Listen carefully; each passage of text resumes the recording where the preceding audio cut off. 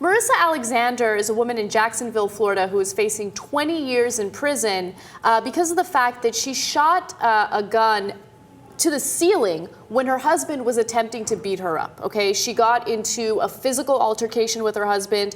She was trying to run away from him, and in the process of trying to run away from him, she trapped herself in the garage. She tried to get out of the garage, but the door got stuck. So she grabbed her gun and shot it at the ceiling to basically scare him off, and it worked. However, she was later arrested and charged with aggravated assault with a deadly weapon. Now, we have a local news report on this story. Actually, I'm sorry, it's a CNN report on this story. It gives more detail into it. Let's watch, and I'll share more on what's going on.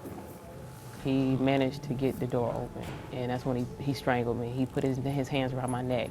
Alexander got away from her husband and then made a fateful decision. She grabbed her gun she kept in this garage. He saw my weapon at my side, and when he saw it, he was even more upset, and that's when he threatened to kill me. But how is he going to kill you if you're the one with the gun? I agree. I thought it was crazy too. But why didn't you run out the door at that point? There was no other way to get out the door. He was right there threatening to kill me. What if you would have gone around him to go out the door? Your life would have been easier today if you did that. Yeah, but the law states I don't have to. I believe when he threatened to kill me, that's what he was going to do. That's exactly what he intended to do. And had I not discharged my weapon at that point, I would not be here. This is my life I'm fighting for. This is my life. And it's my life, and it's not entertainment. It is my life.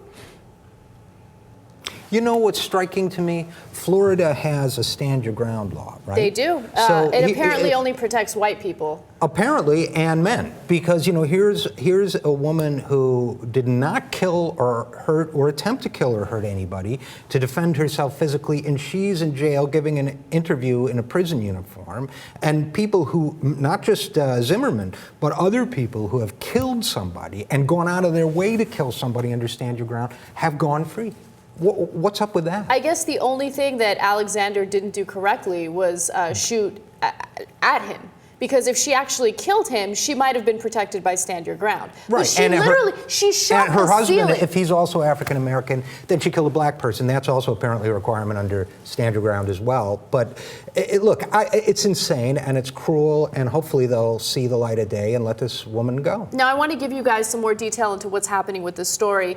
So in Florida, if you are not protected under stand your ground and you are pulling a gun during a crime, that will give you a mandatory 10-year sentence. If you fire a gun during the commission of a crime, that's a mandatory 20-year sentence. Shooting and killing another person during a crime is a mandatory sentence of 25 to life. But where's the crime? Now, that's the part Where's of the story. underlying crime? That's the part of the story that makes absolutely no sense. So she was offered a plea deal by the prosecutors, and she denied that plea deal. If she had taken it, she would have been sentenced to 3 years in prison. No. Okay, so she said, no, I'm not going to take it because I believe that I am protected under stand your ground. What ended up happening is the jury found her guilty. Okay, so she faces 20 years in mandatory 20-year sentence in prison. However, her attorney asked for a retrial. This morning, the judge denied that. So she will not be getting a retrial, and she will serve 20 years in prison because of this. Now, the reason why the judge said that she's not getting a retrial is because 4 months after this incident, after the shooting, she returned to his home to tell him that she wanted a divorce. She wanted to break up with him. That later ended in a physical altercation, and she was charged with domestic battery. Separate case, separate incident. It is a separate case. It is a separate incident. However, the judge is not considering that. He had said in the deposition that he has a history of beating women up. He's like, the husband. Yes, the husband. He's like, I've had 5 baby mamas, and I'm quoting him, okay? And I have his exact quote, so let me read it to you guys. He says, if my kids weren't there, I knew I probably would have tried to take the gun from her. If my kids wouldn't have been there, I probably would have put my hand on her. I've got 5 baby mamas, and I put my hands on every last one of them except for one. So that was in the original deposition. This is just such a sad story. And that whole altercation happened 9 days after she gave birth to their kid. Oh boy. So I mean, I don't even know what to say about this story, but thankfully it's getting a lot of media attention.